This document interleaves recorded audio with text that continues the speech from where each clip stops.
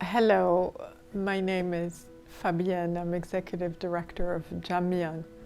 We're really pleased to share with you our 2011 annual report, which the team here at Jamyang has lovingly put together, to share a little bit about what's been happening here in this past year. Of course, it's been a year of global upheaval, and Jamyang, like a lot of spiritual communities around the world, have been supporting their communities online. And in many ways, that's really made a big difference in Jamyang's ability to reach a much broader community. And so we've seen so many of you from around the world join us for teachings. And we now have about close to 350 students around the world that we're supporting in multi-year, in-depth Buddhist philosophical study, which is really, really, really remarkable and which we're so thrilled about. And none of this would be possible without a vast network of teachers' assistants, assessors, and numerous different helpers that support the students to make this available. With these programs launching, we've been able to launch an Inclusivity Ambassadors program, and with Exploring Buddhism, we've been able to onboard ambassadors, and I think this is a hint to the increasing diversity of the student body moving forward. I want to thank all of them who are supporting those programs and all of our Inclusivity Ambassadors for having joined us.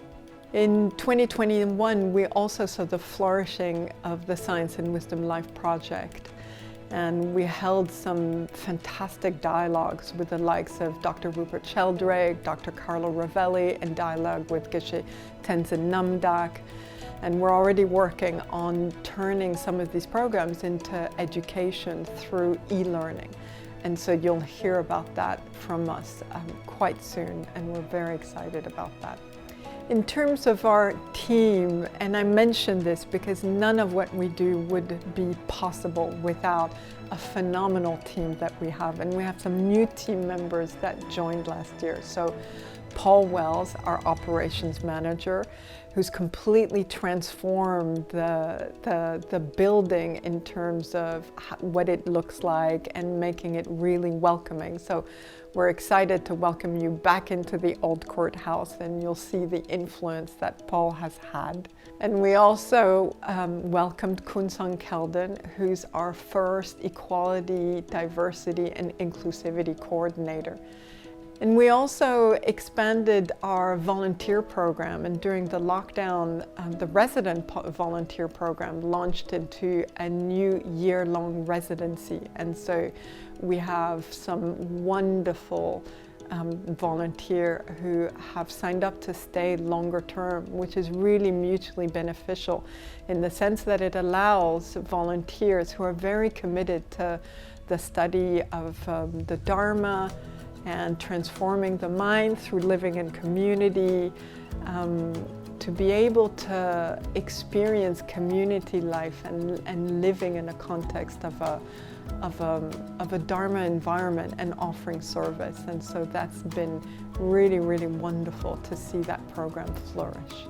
Jamyang is supported by a number of activities that financially support the center as well and keep it going. So last year we reopened the Lotus Guest House, where people can now book via Airbnb, which we enjoy a lot because it brings life into the center, and it brings a greater diversity of people connecting with the center as well, which is really inspiring.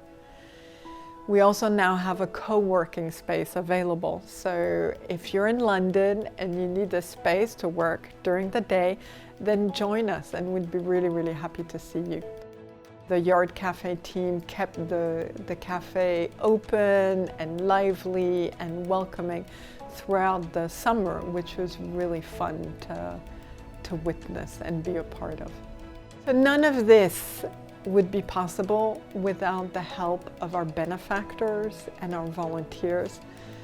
So from my side, I want to thank you all for everything that you do, whether you're a benefactor, a student, a volunteer, for everything that you do to support Jamyang and to keep it going and to enable it to be of benefit for the community here in London, but now as we've experienced last year, for a much wider community around the world. So we wish you well, and we thank you for being part of the community. Thank you.